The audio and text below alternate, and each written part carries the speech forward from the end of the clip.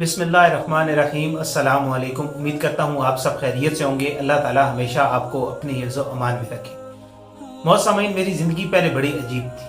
हर वक्त चिड़चिड़ापन, घर में बीवी से झगड़ा, बाहर लोग मुझसे बात करते डरते क्योंकि उन्हें मेरे गुस्से का इल्म था।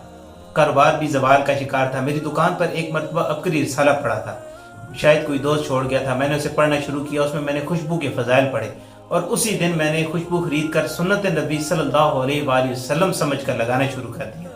चंद ही रोज़ बाद मुझे महसूस हुआ कि मेरे अंदर एक इंतहाई मुस्बित तब्दीली आई है कि मुझे गुस्सा बहुत कम आ रहा है। हर किसी के साथ इखलाक और खुशगवार मूड में बात करता।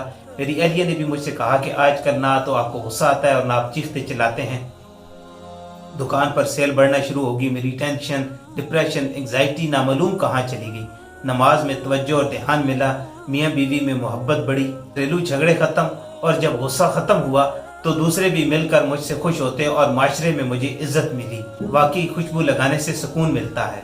मुअज़्ज़मीन, खुशबू लगाना सुन्नत नबी सल्लल्लाहु अलैहि वसल्लम है। जो शख्स मुस्तकिल खुशबू लगाएगा उसके रिस्क में बरकत होगी, सेहत और तंदुरुस्ती मिलेगी, इज्जत, शान शौकत, वकार, सरबुलंदी हर जगह मिलेगी। इबादत में खुशूर खुजू मिलेगा, तकवे का नूर मिलेगा, बेरोजगार को रिस्क मिलेगा, बेघर को घर, बेदर को दर, तालिब इल्मों को कामयाबी, आपस में मोहब्बतें बढ़ जाएंगी। मुअज़्ज़मीन, एक बात याद रखें कि ख़वातीन खुशबू घर के अंदर लगाएं, बाहर न लगाएं। अल्लाह पाक अमल की तौफीक अता फरमाए। आज की वीडियो आपको पसंद आई है तो उसको लाइक करें और दूसरों के साथ शेयर करें और ऐसी वीडियोस के लिए हमारे चैनल को सब्सक्राइब करें। मिलते हैं नेक्स्ट वीडियो में। तब तक के लिए अपना और अपने इर्द गिर्द के लोगों का बहुत सारा ख्याल रखें। अल्लाह हाफिज़।